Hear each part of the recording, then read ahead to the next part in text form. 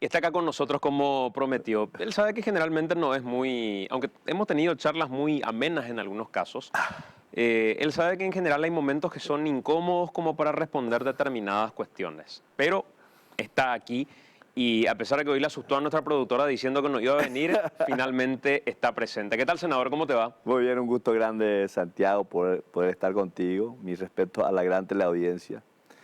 Y este es el ejercicio de la democracia.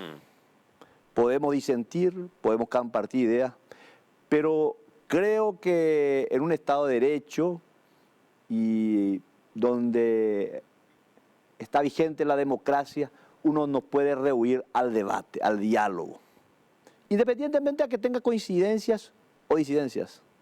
Voy a arrancar con algo que probablemente te resulte ya de inicio incómodo. Sí.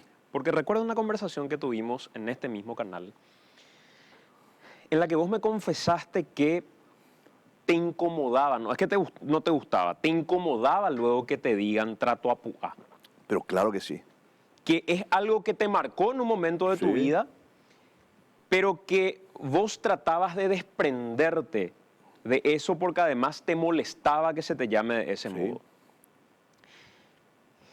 ¿Cómo lograr, si en el Senado tenés estas actitudes, senador, de defensa corporativa, independientemente a evidencias que estaban tan claras? Pero para mí no son claras. No era claro que Amarilla estuvo en una reunión donde no tenía que estar. Estuvo en una reunión, pero cuando hay dos versiones de este tipo, yo recurrí a juristas muy calificados para sentar mi posición. Porque yo he conversado, he visto la posición de politóloga, justamente he visto tu Twitter, en donde justamente argumentabas eso. Sí. Beto Velar siempre recurre a citas de politólogos, a cientistas sociales para poder sostener su teoría. No, en realidad dije para evitar ir a lo que dice la Constitución. Entonces, cita a los politólogos o cita a los juristas, que en otros términos se llama argumento ad hominem, para evitar lo que dice la Constitución. En este caso recurrí a constitucionalistas de primer nivel. O sea, no voy a dar nombres porque están ternados algunos de ellos. Pero sigue siendo un argumento ad hominem. Sí, pero espera un ratito. Vos siempre, últimamente, ustedes se adueñan de la verdad. Y Santiago González puede ser un brillante periodista, pero no es infalible. Absolutamente. Es nuestra condición de humano, finalmente. Claro, Mabel Redfern puede ser una brillante investigadora, pero también es falible. Por supuesto. Entonces, yo recurrí a tres juristas muy calificados. Y los tres llegaron a la siguiente conclusión, que al haber dos versiones en estos casos, y al no ser un uso indebido fehacientemente comprobado, porque el audio muestra fragmentos, no la totalidad. Dicen de que el órgano que debe emitir juicio, en este caso, es por el artículo 248 de la Constitución, el Poder Judicial. Porque ahí coincido con lo que decía Marcelo Lacchi, el politólogo, que a personas que fueron investidas a través del voto directo popular, como el caso de Dionisio Amarilla, que obtuvo más de 100.000 votos y llega a ocupar ese espacio, por sospechas, por indicios, llevarlo sin una condena a sacarlo de su cargo, no es el procedimiento correcto. Pero senador, a ver un poquitito, yo creo que vos sos un político muy hábil. Sos un político hábil. Hay que tener habilidad para zafar de aquello que zafaste en su momento. Voy de nuevo a lo de trato a púa, te levantaste, saliste, hoy sos presidente del Congreso. Hay que tener esa habilidad. Independientemente a que pueda gustarme o no el perfil parlamentario que tenés. Esa es otra discusión. Pero acá estamos enmarcados estrictamente en el artículo 201 de la Constitución Nacional. Ese es el único artículo que le da a el Parlamento la prerrogativa de revocarle el mandato Sí. a uno de sus pares. Uso indebido, fehacientemente comprobado. Exacto. Cuando dice Riera, fehaciente es lo que da fe. Pregunto, ¿qué tenía que hacer un legislador de la nación en un lugar donde el incendio que se tenía que apagar, aunque sea en términos comunicacionales, tenía como matriz una licitación pública?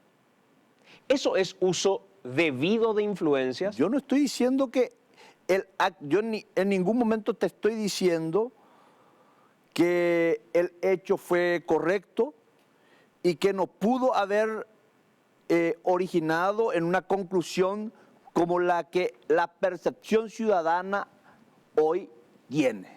Sencillamente lo que estoy diciendo es que el órgano jurisdiccional es el órgano que tendría que en estos casos. Y por eso tomé el ejemplo de cómo funciona la pérdida de investidura en Colombia, en donde no somos los pares, no son los pares quienes finalmente determinan si son expulsados o no los legisladores, sino existe un Consejo de Estado. Entonces, vos me preguntabas, me decías, ¿te incomoda? Pero claro que me incomoda. Si de arrepentimiento, si por ese acto de contrición y de arrepentimiento dependiera, yo creo que ya estaría exento, exonerado. Pero lógicamente esa mancha sigue hoy. Yo quisiera despertar algún día y, bueno, que pudiera aquel hecho no haber existido, pero no puedo rehuir a esa realidad. Pero, senador, ¿cómo voy rehuir a esa realidad si otra vez cuando te toca definir partidos de este tipo prevalecen las componendas por encima de lo que a todas luces era un hecho irregular? ¿O para vos sigue siendo solo la tapa del diario y la movilización ciudadana y el noticiero que prendés y te dice, este tipo tiene que salir y se le bajó el pulgar? Fíjate una cosa. ¿Qué es lo que vos preferís en una persona, o en este caso en un legislador? ¿Un hipócrita, un cínico, o un hombre previsible, o un hombre que con sinceridad baja su planteamiento? Yo creo que sea honesto. Y claro... Pero que sea previsible en el bandidaje no me gustaría. Pero disculpame una cosa. Yo recurrí, por eso te estoy diciendo, a gente muy calificada, probablemente quienes ya integraron ternas, y ambos, porque son tres, los dos que están rankeados entre los 10 mejores juristas, dicen de que no correspondía la pérdida de investidura. Entonces, ellos son cómplices del bandidaje. Yo no los conozco, no sé quiénes son. Vos tampoco decís quiénes son, senador. Vos me podés estar inventando una fabulosa historia que yo no tengo por qué creerla, porque no sé quiénes son esos juristas. Y segundo, aunque supiera quiénes son esos juristas, ustedes también tuvieron momentos determinados en los que en el propio Congreso de la Nación desacreditaron opiniones de determinados juristas porque estos otros eran más solventes para la posición que ustedes pretendían defender. Por eso hablaba de un argumento ad hominem. Vamos a lo que dice la Constitución. El artículo que ustedes tenían que definir era el 201. El 248, o el artículo que hable del debido proceso. El otro día le preguntaba al senador Eusebio Ramón Ayala, quien va a jurar ahora en realidad. Va a ser senador. Constitucionalista él. Sí. Y le decía, ¿qué es el debido proceso para este ámbito en particular? Y me decía, el debido proceso se aplica dependiendo de cuál sea la rama que se esté juzgando eventualmente. Hay un debido proceso en el ámbito civil. Hay un debido proceso en el ámbito penal, que tiene sus reglas y sus características. Hay un debido proceso en el ámbito parlamentario. Y ese debido proceso en el ámbito parlamentario, el artículo 201 ya da el macro de las reglas que va a seguir y que ustedes ahora lo reglamentaron encima. Ese es el debido proceso. Entonces no hay que esperar ninguna condena previa, no hay que esperar nada que nos diga la Constitución, ¿Por qué se siguen aferrando ustedes a que hay que esperar una condena, que hay que esperar que no sé qué cuánto, que muera y que eventualmente resucite? ¿Por qué le ponen fórmulas que no existen en la Constitución? Esa es la opinión tuya y que está instalada. Yo no puedo ir en contra de lo que ustedes creen que es la verdad, porque hoy se impuso la posverdad y ustedes son los dueños hoy de la verdad. Nosotros no, por nuestras inconductas pasadas. Lamentablemente los políticos hoy generamos una posición escéptica en donde lamentablemente lo que es no es, lo que parece es. Yo estoy convencido que lo fehacientemente, lo irrefutable, no se da en este caso. Y te voy a decir más, y voy a ser imprudente, voy a comentar de cómo se manejó la sesión. Porque varios colegas, quienes estaban de acuerdo, o sea, no estaban de acuerdo con la expulsión, me decían, ella ya pota. A veces hoy ande nos tapa pero y otro, voy a comentar otro colega del Partido Liberal me dice, no corresponde, pero Efraín ya bajó la línea del sector efrainista. Pero ahora hay problema de una begure cuando fue administrador de la UNA. Entonces, más o menos que por acumulación de tarjetas amarillas teníamos que sacarle la roja a Dionisio. Y creo que para la pérdida de investidura debe ser sobre un hecho puntual. Sí, así y mismo. para mí los audios no son, salvo que la investigación fiscal, judicial, determinen de que evidentemente hubo una conexión y hubo el tráfico de influencia. No hay certeza. ¿Por qué tu presidente anuló la licitación de IPS si los audios no eran contundentes? Y porque evidentemente hay dudas, no contundencia. Porque si hubiese habido contundencia, el presidente de IPS ya estaba afuera. ¿Por qué no lo echó en el momento? ¿Por qué suspendió la licitación? No. ¿Por qué suspendió la ¿Y por licitación? qué no lo echó? O sea que lo que me estás diciendo es que tu líder no tiene coraje ni valentía como para decir... No, yo no estoy diciendo eso. Porque le teme a la tapa del diario. No, yo no dije eso. ¿Y entonces? Porque si le temía la tapa del diario, yo le echaba, no lo echó. Pero suspendió la licitación. Y suspendió Si porque, todo estaba bien. porque hay dudas. Pero ese no es un... Pero una cuestión es la duda, otra cosa es la comprobación. Vos me estás diciendo de que es un hecho fehacientemente comprobado. Yo te digo que no. ¿Qué tenía que hacer Amarilla ahí? Estaba en el lugar equivocado, en el momento equivocado. Y yo, si hubiese sido él, pero al verle al tipo este, tendría que haber desaparecido. Pero qué lindo que es decir, estaba en el lugar equivocado, en el momento equivocado. Sí, pero yo no tengo la certeza. Ese es el elemento fundamental de todo el análisis. Pero yo no sé. Yo no puedo entrar en el cerebro de Dionisio Amarilla para saber cuál era su motivación. Pero yo tengo una película parcial, yo no tengo la película entera. Yo tengo fragmentos. Yo no tengo la película. Solamente la línea de investigación que tiene la Fiscalía y el Poder Judicial puede llegar a esa conclusión. La Fiscalía, con los cruzamientos de las llamadas y con las conexiones, puede llegar a una conclusión si realmente incurrió en el tráfico de influencias o no. Pero yo no tengo hoy la certeza absoluta. Y te digo con absoluta sinceridad. Porque si vos me decís, senador, yo creo que vos estás mintiendo, yo tengo que agarrar el micrófono, Santiago, es un gusto, y retirarme. No, porque creo que finalmente es correcto. Si creo que está en lo correcto, te digo que está en lo correcto. Si creo que está equivocado. Yo lo que creo, senador, es que vos el otro día operaste como pocas veces operaste. Y eso que sos un gran operador político. Sí. Por darle más aire a Dionisio Amarilla. Pero el tipo se estaba yendo. ¿Qué querés que haga? Fusilarlo. Sacar lo que dice la Constitución. Darle el tiempo que había que darle. Procedimiento sumario. Santiago, no está reglamentado la pérdida del proceso de la pérdida de investidura. Tratamos de darle el tiempo necesario.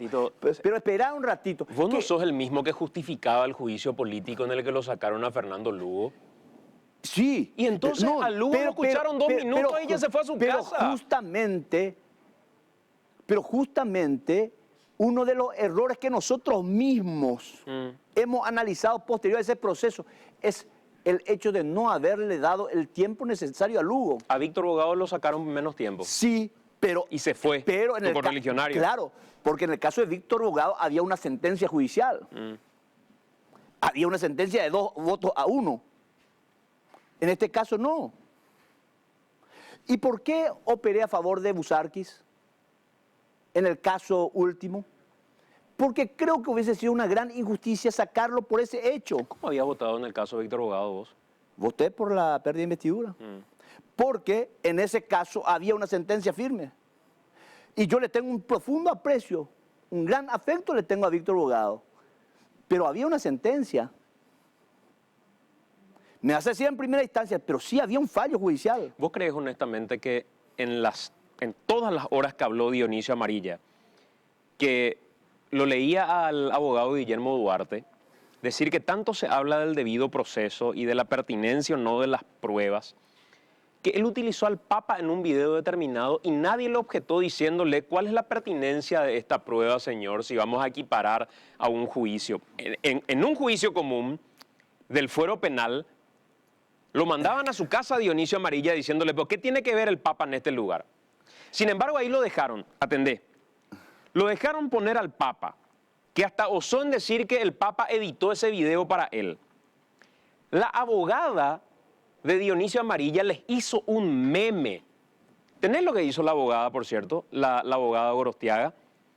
Pone un poquito el video de lo que hizo Gorostiaga en un momento determinado. Les tomó del pelo. Mira, y estuviste más bueno que nunca. Escucha un poquitito, escucha. Mis años de experiencia en el proceso penal no me he visto nunca con una situación como esta. Y sinceramente cada día uno aprende, porque uno es un eterno aprendiz. Y realmente hoy he aprendido lo que es estar en un tribunal al estilo Torquemada. Sinceramente, es decepcionante. Y así como se dice, no esperaba nada de ustedes, aún así han logrado decepcionarme. Realmente. Y hay tantas cosas que me hacen ruido. Les hizo un meme.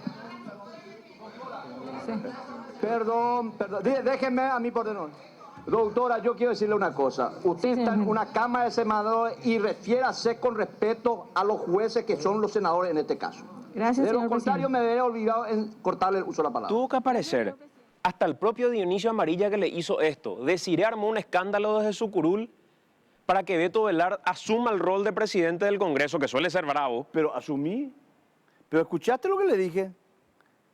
Refiérase con respeto a los señores senadores, de lo contrario me veré obligado a sacarle el uso del micrófono. Pero después de que haya protestado Desiree, después de que el propio Dionisio haya percatado que estaba actuando de una manera irresponsable. Convengamos algo, que la peor estrategia que pudo haber utilizado en el pleno Dionisio fue haberle llevado a esta señora, a esta abogada. Pero lo que voy nomás es lo frágil que estuviste en general, senador. No. Porque ese no es tu perfil habitual. Y lo que daba la sensación era que el que te marcaba el compás de lo que había que hacer era Dionisio. Dionisio tenía acá un micrófono. Y con el micrófono hacía esto. Y ya hablaba. Hacía esto y hablaba. Esa es tu percepción, no fue Es así. lo que vimos todos, senador. Nosotros, aparte, te voy a decir, yo presidí la sesión la mitad del tiempo y la mitad del tiempo presidió Lanzoni. Blas Lanzoni. Es que había un acuerdo tácito de los colegas de dejarlo, ya que no se... Porque hubo un planteamiento, lo correcto, Santi, hubiese sido que le diéramos ese tiempo de 8 días para que viniera a ejercer su defensa. Al no prosperar eso, había un acuerdo tácito de casi todas las bancadas de dejarle el tiempo necesario para que él pudiera argumentar. Para mi gusto, malgastó indebidamente todo ese tiempo. Porque yo pensé que iba a haber cuestiones relevantes. Y no hubo cuestiones relevantes. No, a mi parecer no. Y así todo votaste a su favor. Voté a su favor porque yo estoy convencido de lo que defendí en el Pleno, de que no había un hecho fehacientemente comprobado y donde necesitábamos que el órgano jurisdiccional sea el que determine si es o no, así. O sea, todo ese tiempo que malgastó Dionisio Amarilla, donde honestamente creo que no logró levantar uno de los cargos en su contra Yo creo siquiera. que él perdió votos antes que ganar votos en ese proceso, en ese interín de 6 horas. Y a pesar de todo eso, vos me estás diciendo que votaste a su favor. Porque yo tenía la posición tomada.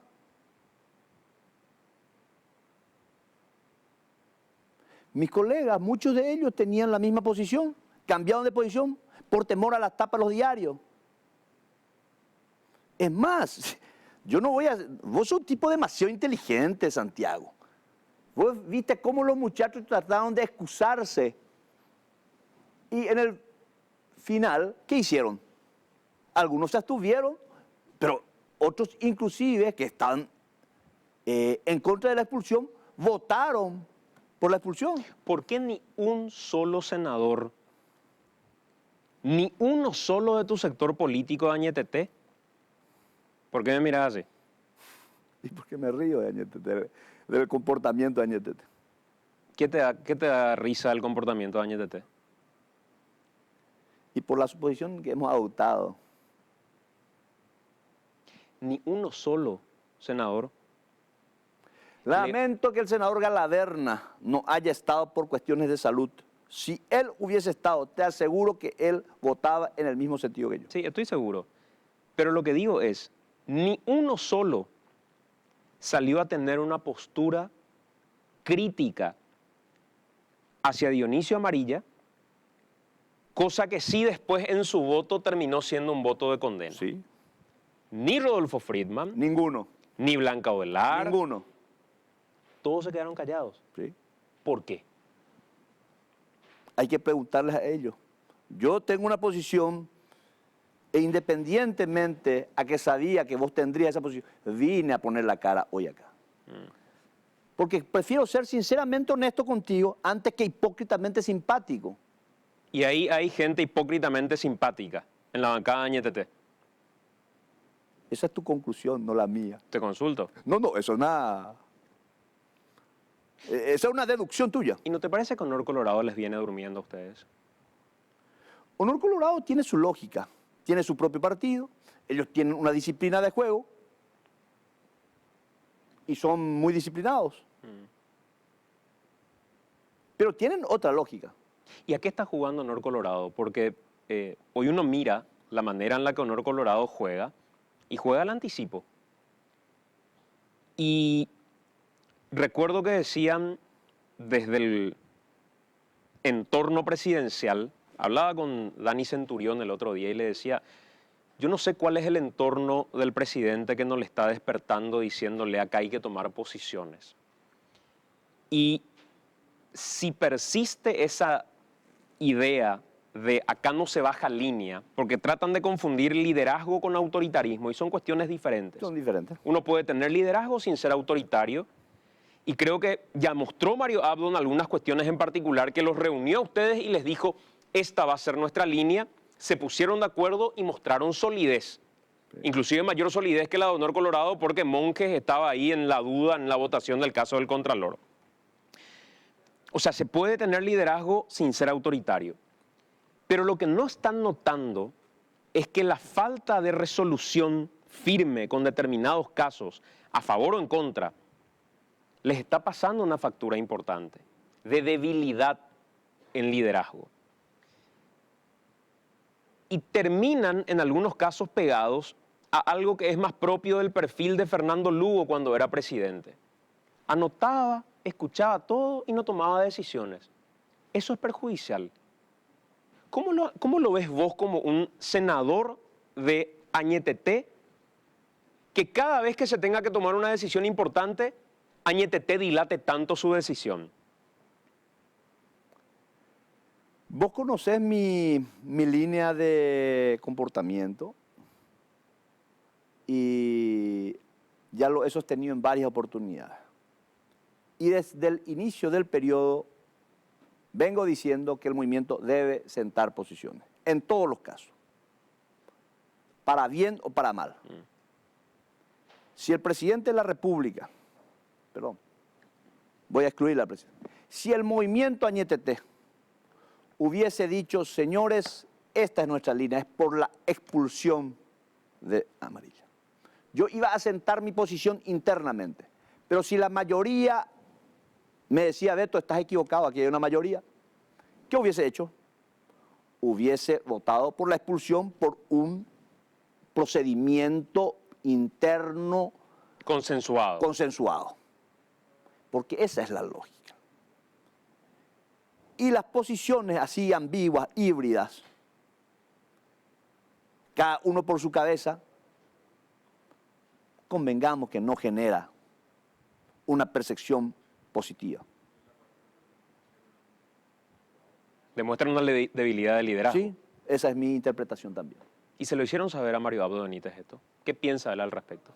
El presidente Mario Abdo Benítez siempre ha sido un hombre muy abierto, tolerante, dialoguista.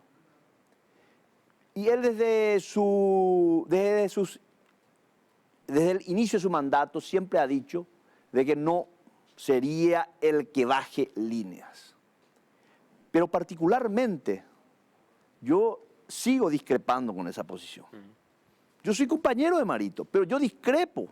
Y él sabe mi posición. Yo le digo, mi querido presidente, hay que bajar líneas. Eso no es ser tirano, eso no es ser autoritario, sino los códigos del poder nos exigen muchas veces cuando estamos en el poder bajar líneas. Pero esa es mi posición. Marito me dice, yo voy a ser coherente con mi estilo y no me pidan que cambie. Bueno, pero ahí hay una cuestión que es ambigua, porque si la decisión es no bajar línea, no hay que hacerlo nunca. No se puede un día bajar línea y otro día sí. No se puede cuando se trata del contralor, vamos a reunirnos y bajamos línea. Y otro día fingir demencia y decir, acá no se baja línea. O es lo uno o es lo otro. Pero no se puede andar con posiciones un día acá y otro día acá. Esa es la sensación que queda, senador. Y bueno, hay cuestiones que nosotros internamente debatimos. Hay que entender que Añetete es un archipiélago, o sea, es la sumatoria de varios archipiélagos, líderes regionales que fuimos sumando con lógicas diferentes. Un par de preguntas finales porque se nos fue el tiempo. ¿Seguís queriendo ser presidente de la ANR? Sigo queriendo ser, pero no tengo los recursos para llevar adelante una campaña. ¿Y Calé? Creo que Calé está en la misma situación. ¿Y entonces quién va a ser el Añetete que pugne por la presidencia de la ANR? Si el requisito principal es el dinero, yo no califico. Y he sido muy honesto en ese sentido. ¿Y el requisito es el dinero? Y sí, uno debe movilizar estructuras nacionales. Yo siempre he dicho, tengo posibilidades de llevar adelante una campaña para el Senado o para el departamento de Caguazú. Pero yo soy un tipo a quien uno puede revisarle de punta a punta su conducta en la administración pública.